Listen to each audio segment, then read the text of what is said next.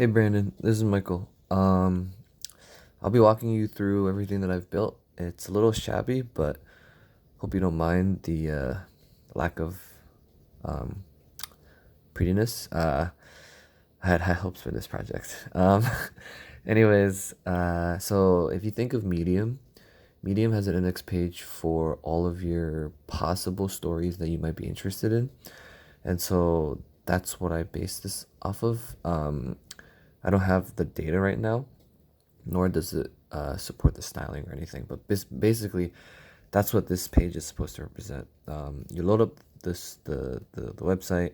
Currently, it's localhost, but I can host it elsewhere, and you'll have these different stories by different people. They're basically questionnaires about what they did and how they got to where they got to. It's ideally it's to describe an objective that they have, and then the steps that they took to achieve that objective. Hence the concept of a success story. And so the website primarily serves as this kind of discovery portal, and then you have these profiles that you can have that basically are attached to the user. And so each of the user will have different success stories, like so. And so so if you notice, this one says like, what is something that you love to eat? I love fruits, which is different than the main page. And this is because none of this is actually hard coded. So all of this sits in the database. And so um, I just wanted to point that out. It's not a fake. Everything works.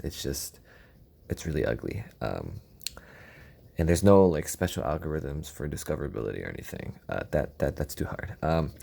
But for V1, what you got is there's this profile page that I was talking about, and then you have the stats page. So these are all like the stories and all of your triumphs in the past, and then this is the stats. So my hope was that you have like this kind of this chart where you're trying to focus on like three different things in this like arc or this objective, right? So this objective score, and then each individual initiative within the objective is laid out here. And so past objectives are smaller. And so this past objective got me a score of 81, and the initiatives associated are to learn about Flutter and to work on Flutter in the 6460 project. And so all of this data also sits in the back end.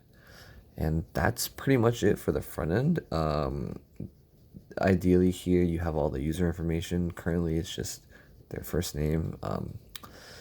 Also not hard coded, but nothing really too fancy there. And so this is all of the front end portion. Here you can see like all the different mock data that I created.